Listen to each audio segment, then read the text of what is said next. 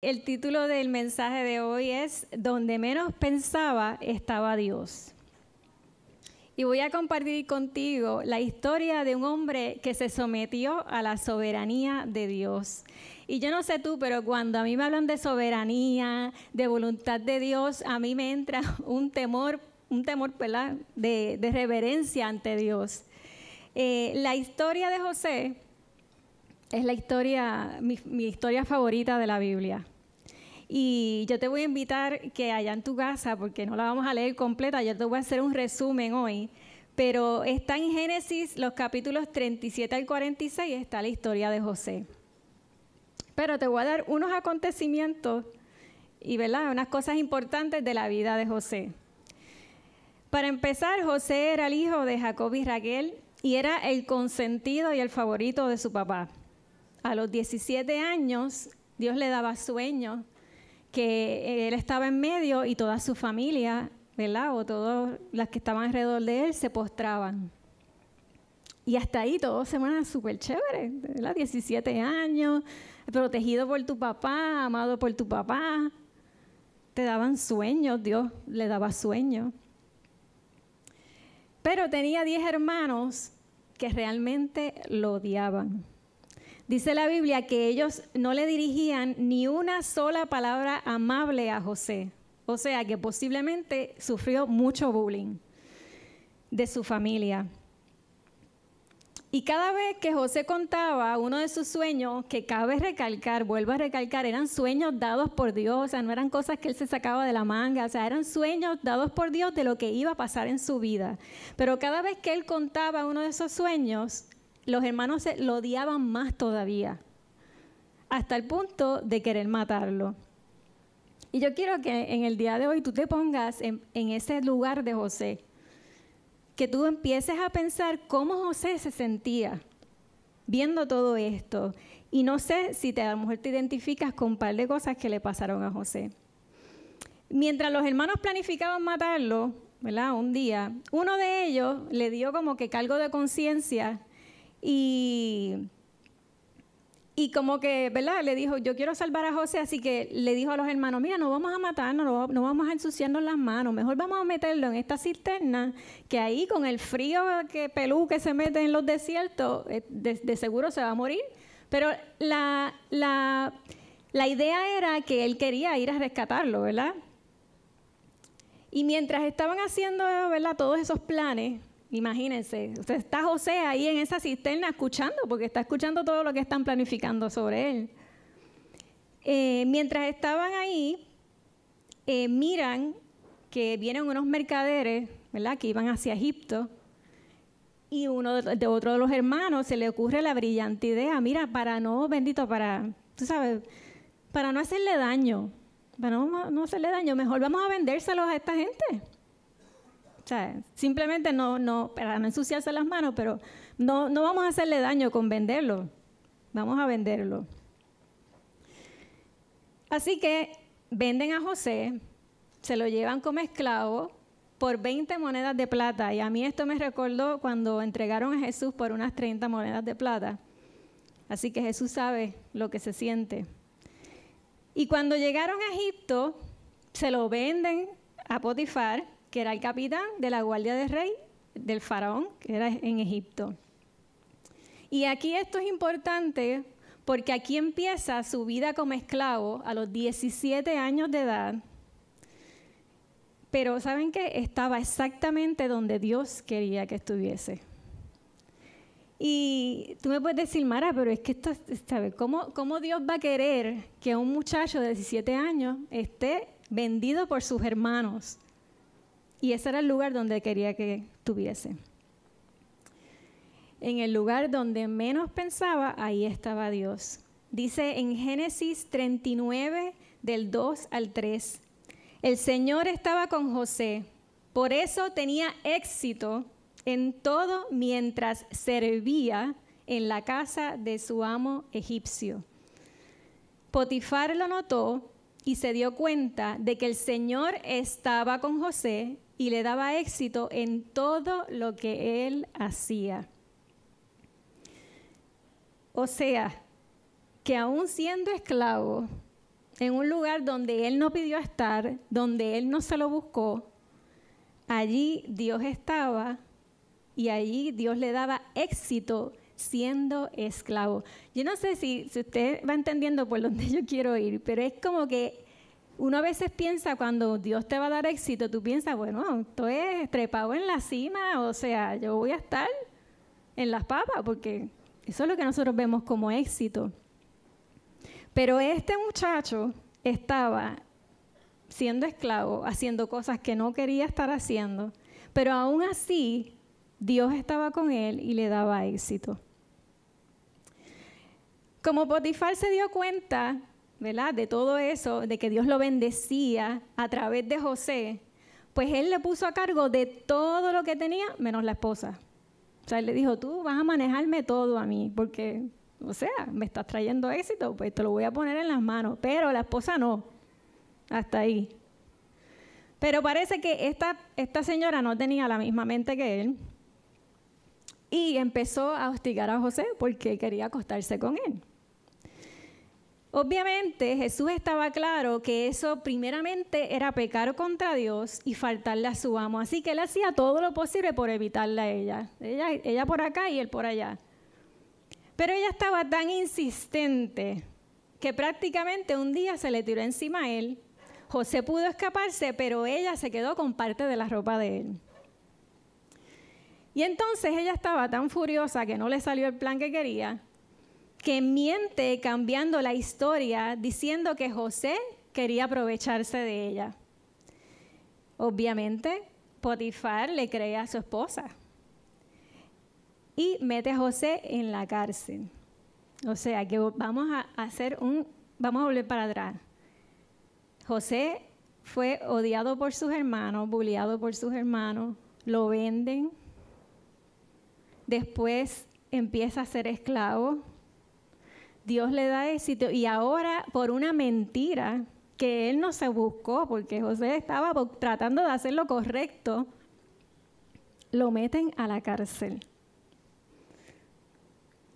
Pero en donde menos pensaba, ahí estaba Dios. Dice en Génesis 39, 21, 23, pero el Señor estaba con José en la cárcel. Vuelvo. Pero el Señor estaba con José en la cárcel y le mostró su fiel amor. El Señor hizo que José fuera el preferido del encargado de la cárcel. Poco después, el director puso a José a cargo de los demás presos y de todo lo que ocurría en la cárcel. El encargado no tenía de qué preocuparse porque José se ocupaba de todo. Y volvemos, el Señor estaba con él y lo prosperaba en todo lo que hacía. Hermanos, nadie despinta el hecho que él estaba en una cárcel. Y como le había indicado antes, las cárceles de antes no eran como las de ahora. O sea que yo me pongo en los zapatos de José y yo me pregunto, ¿qué yo estaría pensando? O sea, ¿qué yo estaría pensando de mi vida en ese momento? Estoy injustamente metido en una cárcel. A lo mejor han pasado un par de años, a lo mejor no tenía ya 17 años, pero joven todavía. Pero aún así, Dios estaba con él, le daba éxito, aún en el lugar donde él no quería estar. Al tiempo, o sea que sigue pasando el tiempo, encarcelan al panadero y al copero del rey. Y ambos tuvieron un sueño, el cual José les interpreta. Les da el significado al copero y le dice, no te preocupes, que en 3 días el faraón te va a sacar de aquí, tú vas a volver a tu puesto, pero lo único que yo te pido es que por favor tú hables con él y le digas que yo estoy aquí injustamente para que me saque de aquí. Pero el copero, una vez salió, se olvidó quién es José. Yo no sé ni quién es José, se olvidó de José.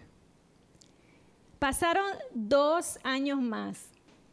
Ahorita yo le voy a hacer la matemática de cuánto pasó, pero pasaron 2 años más y el faraón tuvo un sueño que nadie podía interpretar. Y entonces, ahí fue que el copero se acordó de José, después de 2 años en la cárcel. Y te pregunto, si tú fueras José, ¿qué estaría pasando por tu mente? ¿Tendrías decepción, coraje? ¿Qué estarías pensando de Dios? ¿Que Dios también se olvidó de ti? ¿De los sueños que tuviste en algún momento? ¿De las promesas que te dio? Y sacaron a José, porque era el único que podía interpretar los sueños del rey.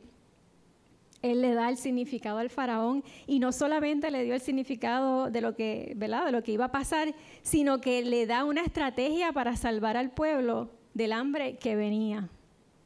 En Génesis 41, 38 al 40 dice: entonces el faraón preguntó a sus funcionarios: ¿acaso encontraremos a alguien como este hombre, tan claramente lleno del Espíritu de Dios?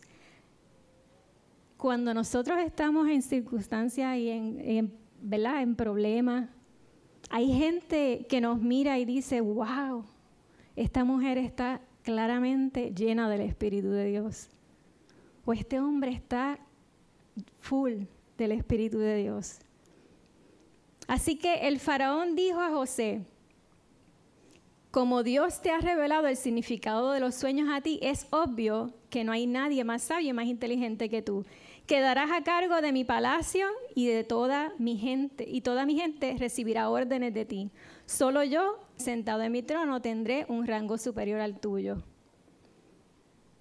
Así que al fin, después de pasar todo lo que pasó, después de 13 largos años, entonces Dios lo llevó a donde un principio Él le había dicho que iba a estar, a reinar.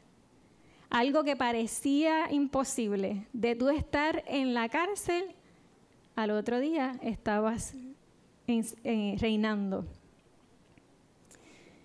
Y a mí me impacta tanto la vida de José, porque yo estoy seguro que en su mente pudo haber pasado miles de preguntas. ¿Por qué yo estoy aquí? ¿Por qué me pasó esto?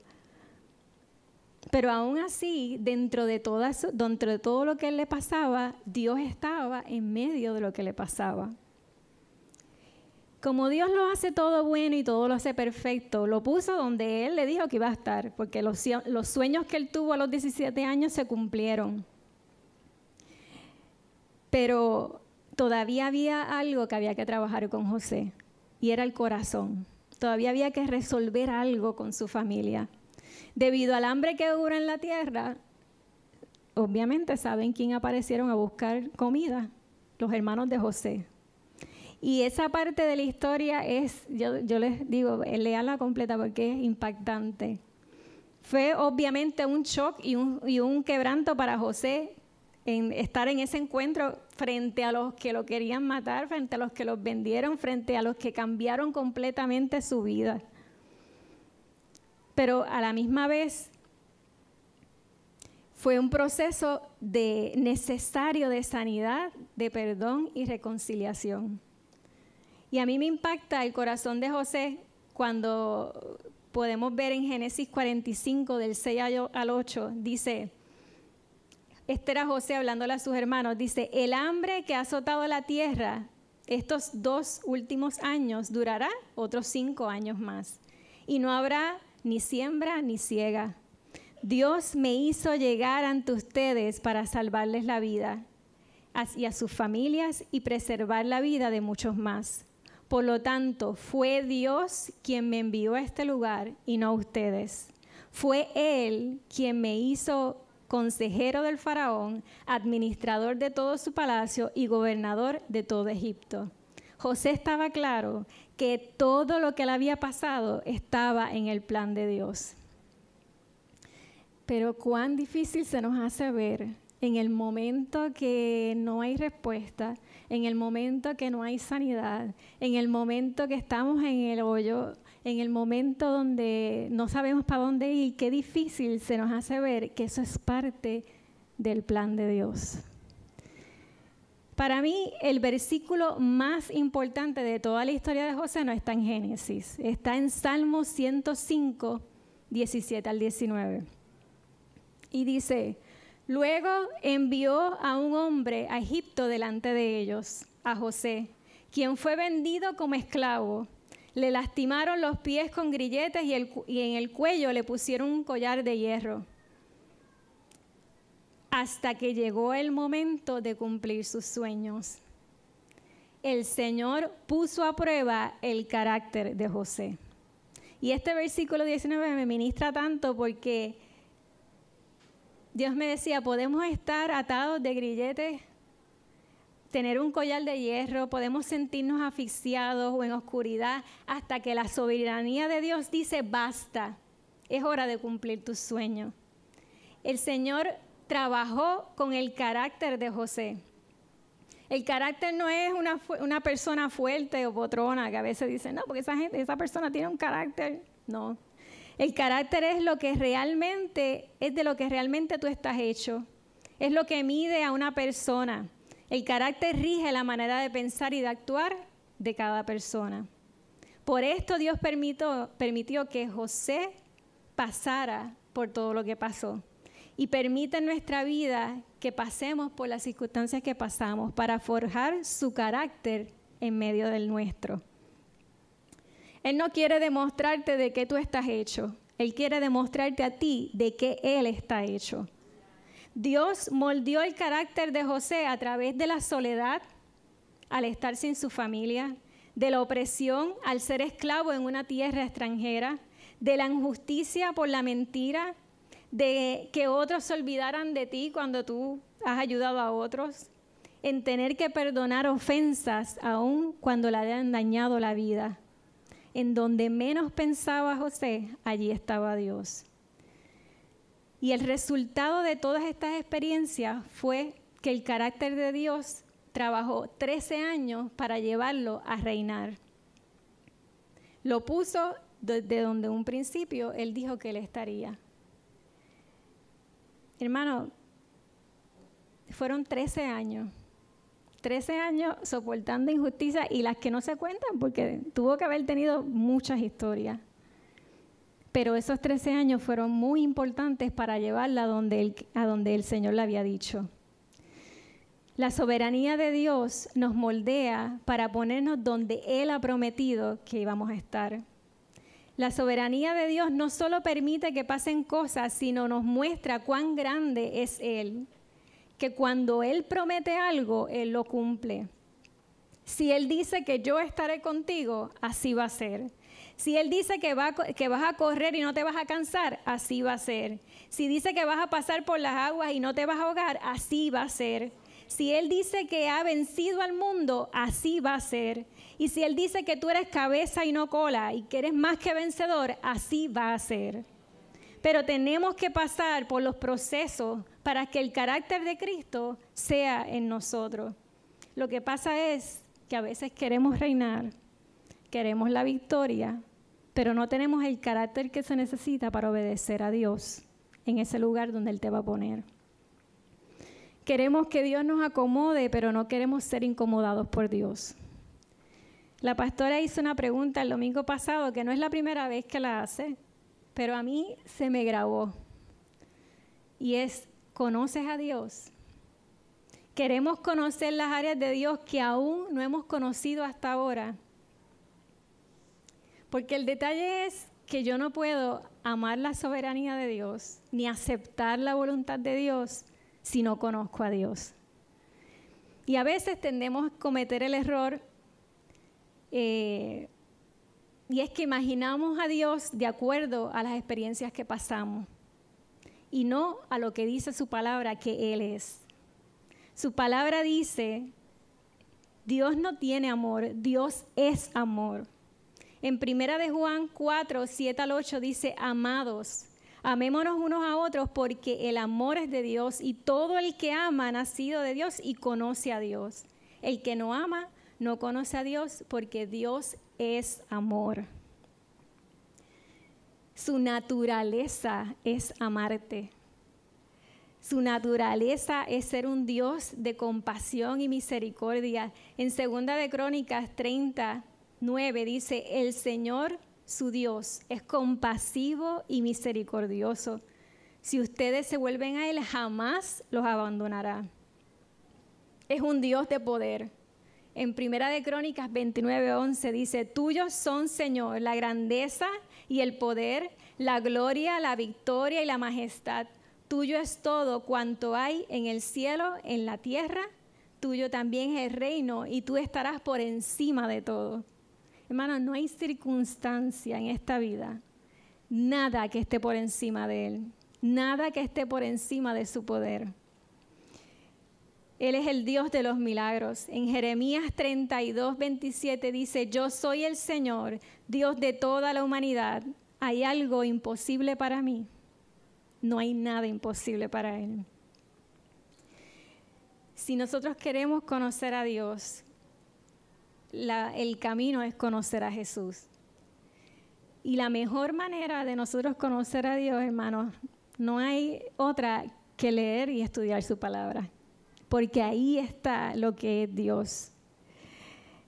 El problema es que a veces esperamos conocerlo solo por una simple emoción, por solo lo que siento. Y cuando a veces no sentimos, pensamos que Dios no está. Pero Él siempre está. Estoy segura que muchas veces, cuando José pensaba que estaba en un lugar oscuro, ahí estaba Dios.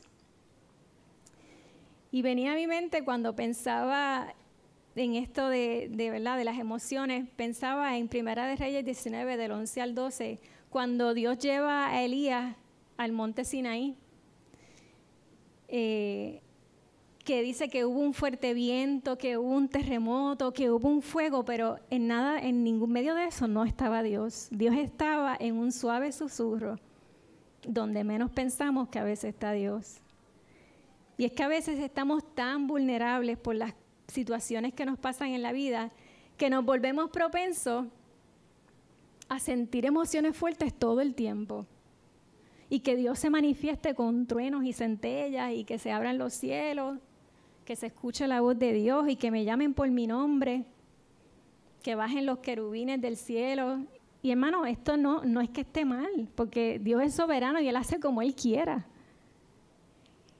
El problema está en que a veces nosotros no creemos, el problema está en que si nosotros no creemos en la palabra y que el poder de Dios está, aunque no ocurran estas cosas. Hoy yo quiero que tú recuerdes que el mismo Espíritu Santo que te ministra aquí, que te sana aquí al frente, es el mismo que te espera en tu lugar secreto, en tu casa, para ministrarte, para sanarte, para levantarte. Hay 4 ejemplos, yo voy a mencionar 4, pero deben de haber muchísimos más en la palabra, de personas que se sometieron a la soberanía de Dios. El primero es Abraham, adicional a José, ¿verdad? Pero el primero es Abraham. Cuando Dios le pide que a través de un sacrificio, ¿verdad?, le pide a su hijo que le había prometido, que ellos habían esperado tanto tiempo, pero donde menos pensaba, allí estaba Dios, que justo antes de hacer el sacrificio, Él proveyó para que no pasara. Está Esther, que se sometió al rey, sabiendo que le costaría la vida, y todo lo que había alcanzado hasta ese momento, pero allí estaba Dios, y no halló la muerte, sino el favor de Dios para salvar a su pueblo. Y está Job. Yo creo que nadie quiere, ¿verdad? Todo el mundo dice, yo quiero ser, a mí me gustaría ser Abraham, Moisés, pero nadie dice, yo quiero ser como Job, ¿verdad? Porque mira qué pasó Job. Se le murieron sus hijos, su cuerpo estaba consumido en lepra, la mujer deseaba que se muriera ya, le decía, maldice a tu Dios y muérete ya. Perdió todo. Pero donde menos pensaba estaba Dios y pudo decir, de oídas te había oído, mas ahora mis ojos te ven. Y después de todo eso, Dios recompensó y multiplicó.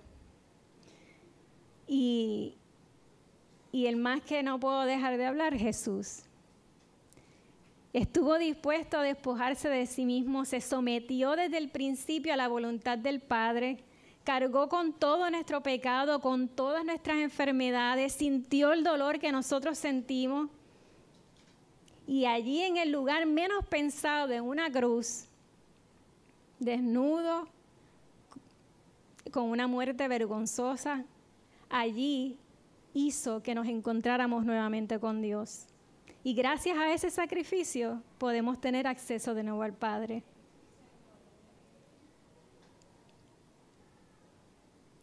Voy a darte 3 consejos que puedo decir que estoy seguro que todas estas personas hicieron, pero que he aprendido en el transcurso de mi vida.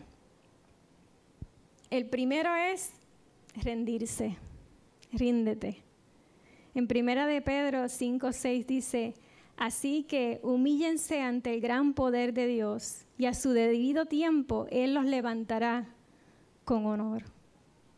Y hermanos, si hay algo que nos da trabajo, es rendirnos.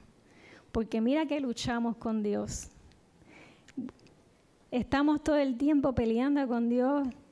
Esto no me gusta. Yo no quiero pasar por esto. ¿Por qué esto me pasa a mí? Pero dice que si nos humillamos a su debido tiempo, Él nos pondrá donde Él dijo que estaríamos. El segundo es confía. En Proverbios 3:5-6 dice, confía en el Señor con todo tu corazón y no te apoyes de tu propia inteligencia. Reconócelo en todos tus caminos y Él dirigirá tus sendas. Y volvemos, si nosotros no conocemos lo fiel que es Dios, lo amoroso que es Dios, se nos va a ser bien difícil confiar con todo nuestro corazón. Y tendemos a apoyarnos, ¿verdad?, en lo que nosotros pensamos que debería pasar. No, Señor, pero es que esto es lo que yo pienso, que eso debería ser así. ¿Sabes? Yo me he fajado en esta vida, se supone que yo hice lo correcto, en el trabajo se supone que...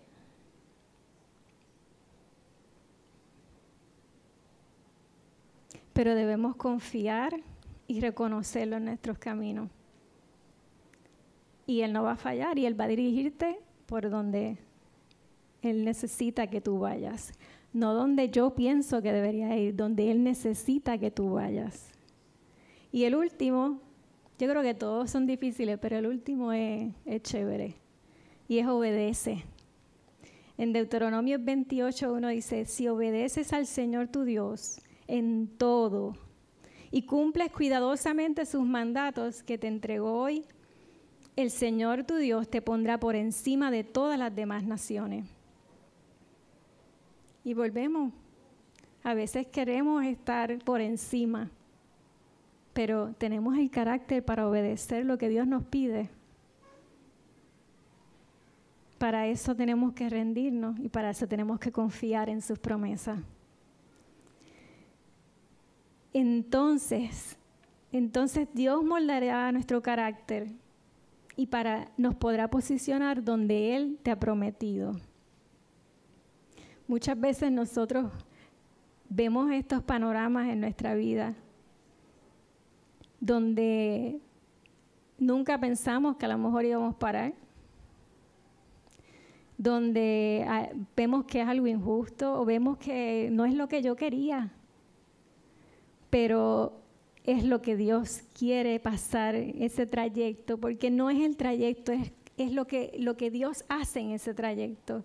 Es el carácter que Dios está formando en ti en ese trayecto. Para José tuvo que haber sido dificilísimo. Todos los 13 años a lo mejor diciendo, pues mira, son perdidos. Pero era justo lo que él tenía que pasar, era justo lo que él tenía que pasar para poder llegar a ser rey, para poder llegar a salvar a su pueblo.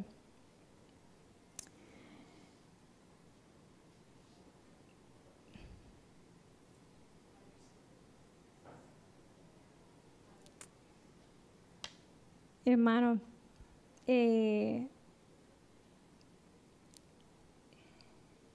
quiero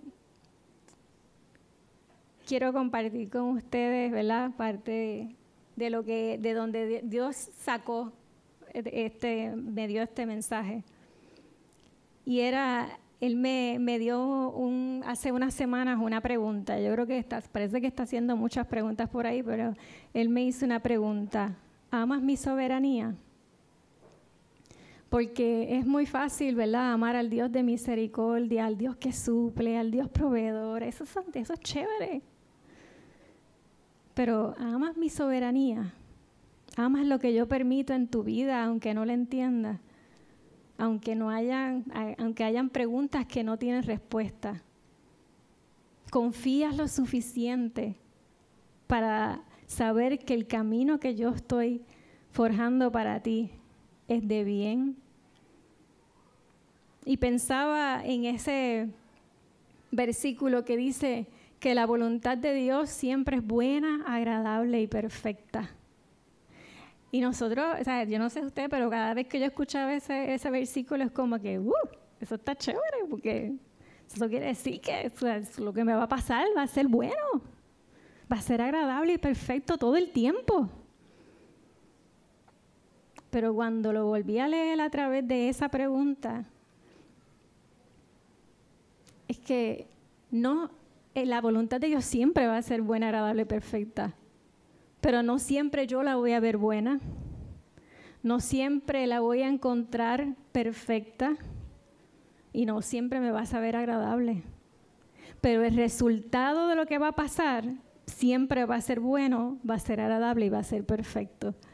El lugar donde Dios te va a llevar, el carácter que Él va a forjar en ti, siempre va a ser bueno, agradable y perfecto.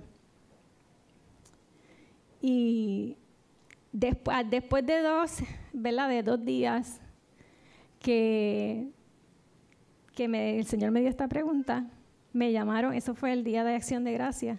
Estaba preparándome para ir a almorzar en casa de mi suegro. Y me llaman del hogar donde está mi mamá. Mira, tienes que buscar a tu mamá porque ella no está bien. Pensamos que le dio un derrame porque no está caminando bien. O sea, ella fuera del Alzheimer, pues ella está bien de salud. Así que mi familia se fue para allá y yo me fui para el hospital. Y tengo que decirles que cuando pasó eso, en mí lo que empezó a pensar fue todo el proceso que había pasado desde un principio. Mi mamá se van a cumplir ahora 10 años que le diagnosticaron Alzheimer. Y quiero pues hacerle un poquito de trasfondo de por qué, porque a veces uno dice, pues es la mamá de uno, y pues claro que te duele. Pero para mí fue un proceso fuerte porque tenía como 58, 59 años cuando le diagnostican eso. Y tú te estás preparando, ¿verdad?, para ayudar y sostener a tus papás, pues ya qué sé yo, más 70 y pico, 80 y pico, 90. No a los 50 y pico de años. Y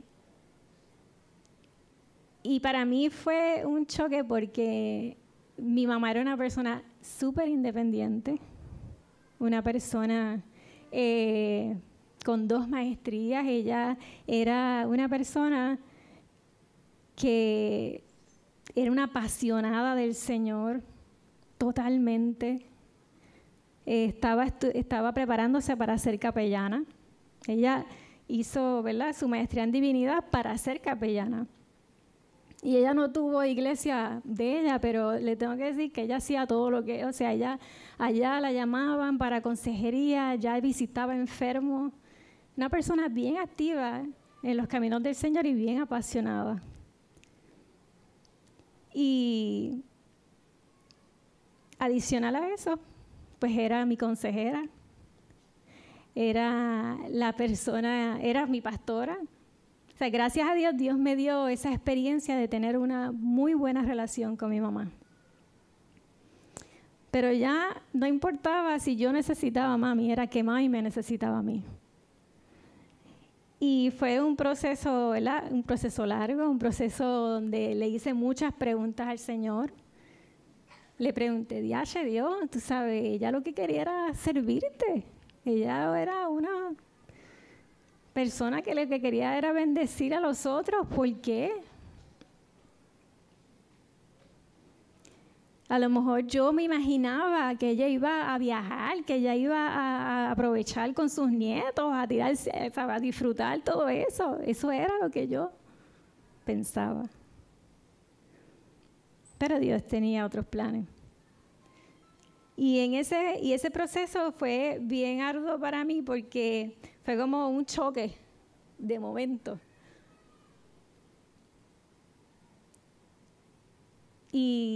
Pero dentro de todo ese proceso yo pude ver que Dios estaba moldeando mi carácter, que Dios estaba haciendo algo en medio cuando yo no entendía, hermano.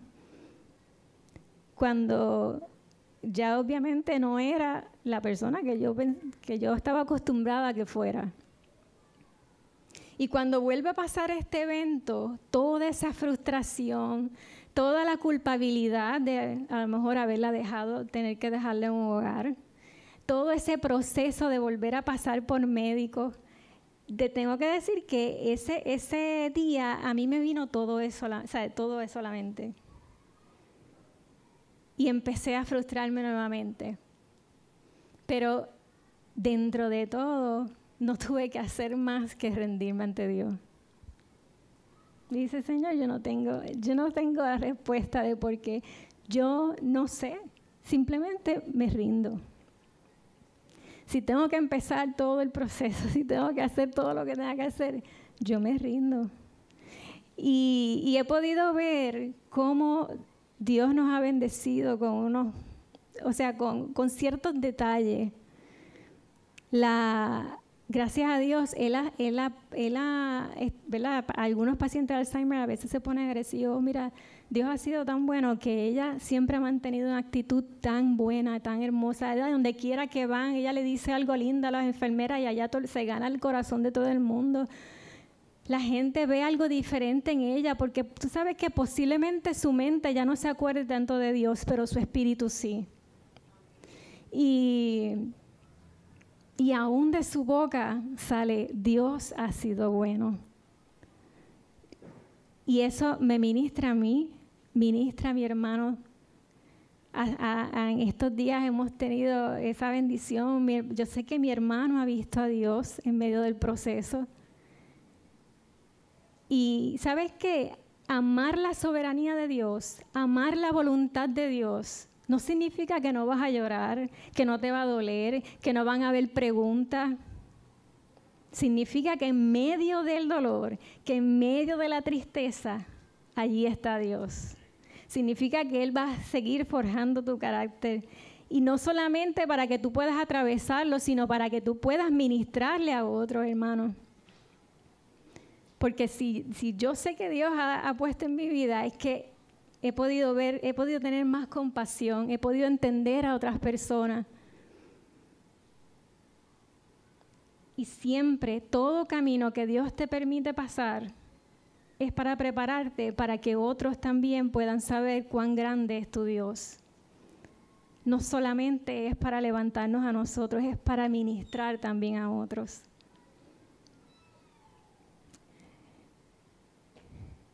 Y volvía el Señor a decirme, ¿tú amas mi soberanía? ¿Tú amas mi voluntad? Aun cuando no hay respuesta. Aun cuando los ojos tuyos no puedan ver lo que yo veo.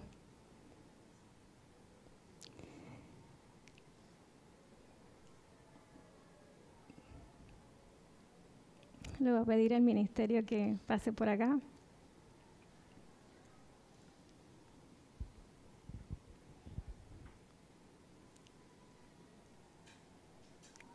Hermanos, la soberanía de Dios, el poder de Dios, va mucho más allá de lo que nuestra mente puede imaginar.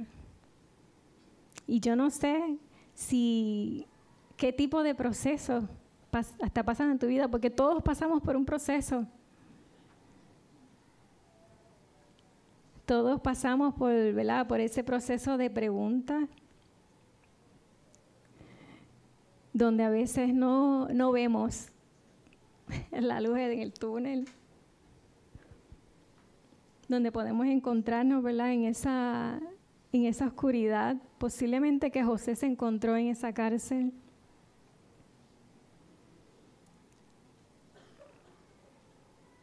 Procesos que no entendemos, pero que sí Dios entiende.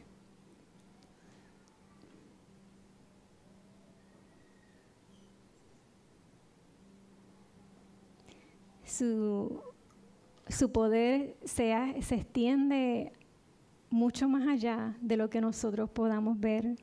Sus propósitos para con nuestra vida es mucho más. Y muchas veces nosotros no podemos entender cuando a veces no pasan las sanidades, cuando a veces se nos complican un poquito las cosas. Pero dentro de todo eso está cada día su fortaleza. Cada día estamos aprendiendo más de Él. Mira, cada día, ¿sabes qué es? Bástate en mi gracia, porque el poder de Él se perfecciona en nosotros. Y hay tantas veces que lo que el Señor desea es que nos rindamos, que confiemos y que obedezcamos, aunque no veamos. Porque al final de todo, la victoria es de Él. Vamos a poder salir adelante. No importa, hermano, y a veces, ¿sabes qué? No importa, yo ahora mismo sé que me quedan muchos procesos con mi mamá. Todavía salgo del hogar y lloro porque yo no la quiero ver así. Eso no era lo que yo esperaba. No espero verla encamada, pero posiblemente ese es el proceso que Dios quiere. Pero yo sé que en medio de todo eso, ahí está Dios, donde menos yo pensaba que iba a estar. Ahí está Dios.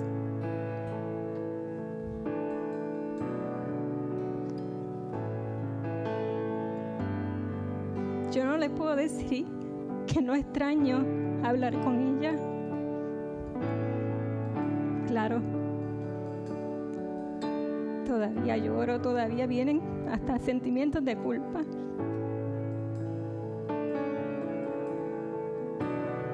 Pero sé que todo ese proceso que pasa, Dios lo va a usar para posicionarnos en algún lugar.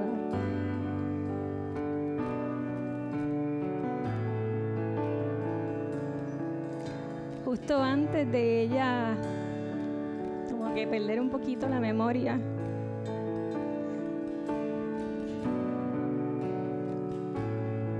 ella me dijo: Mara, yo quiero orar por ti y ungirte.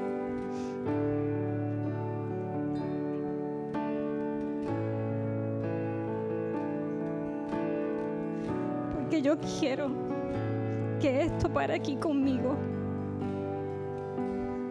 Que esto no toque tu vida. Hermana, yo le doy tantas gracias a Dios porque yo no entendía por qué mi mamá me daba tanto amor, por qué mi mamá me dio tanto. Yo estoy agradecida al Señor por eso, porque yo estoy segura que hay mucha gente que no tuvo el amor que mi mamá me dio. Y yo no lo entendía hasta que vi que yo sé que ella me ama hoy en día, pero que no es lo mismo. Y yo le dije: gracias, Señor, porque ese amor fue intenso cuando ella tenía su mente bien. Gracias, Señor, porque me dejaste disfrutar de eso.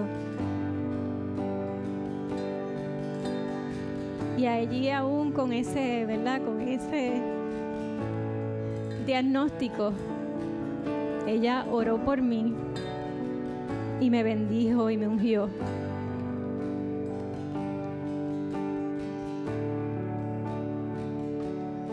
Hermano, no me queda otra que amar su soberanía. Y yo sé que posiblemente hay muchos aquí que a lo mejor tengan otros testimonios mucho más grandes que esto. Han pasado muchas vicisitudes. Pero este es el camino que Dios hizo para mí.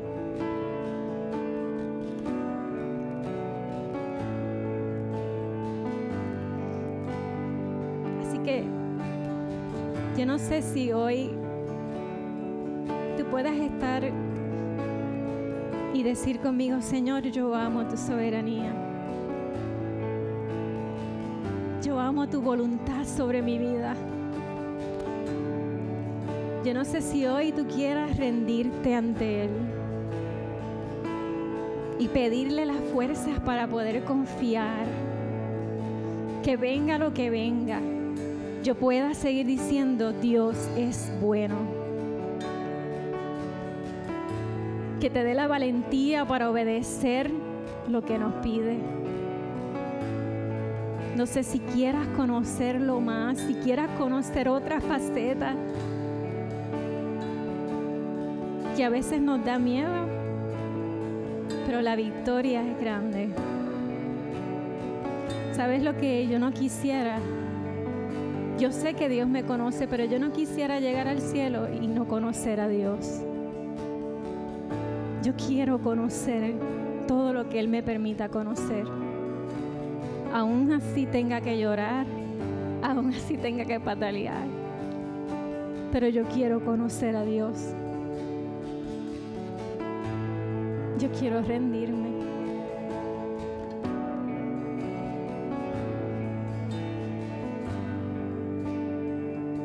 Así que si tú necesitas rendirte hoy, si tú necesitas conocerlo hoy, si necesitas decirle al Señor: yo no entiendo el proceso por lo que me está pasando, pero yo quiero tenerte a ti. No importa en qué cárcel esté, no importa cuántos me odien, no importa cuán difícil se me haga el camino, yo quiero conocerte y yo quiero tenerte a ti, porque si te tengo a ti, lo tengo todo.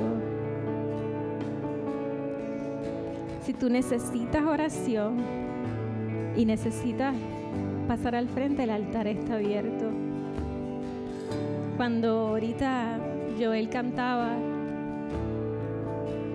yo pensaba en que, mira, pasar al frente es un acto de fe.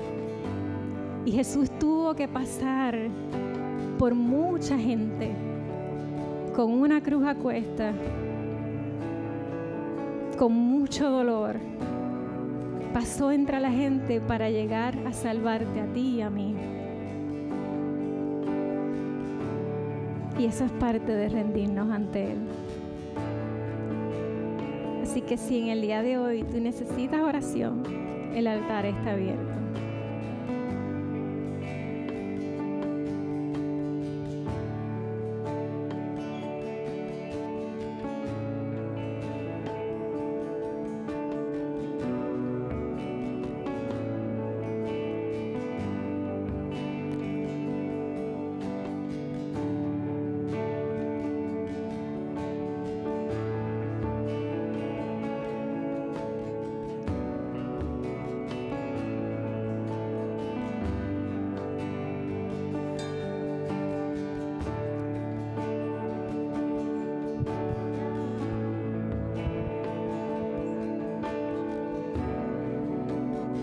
Santo Dios, gracias Señor, te bendecimos porque eres bueno, Señor, porque eres todopoderoso, mi Dios.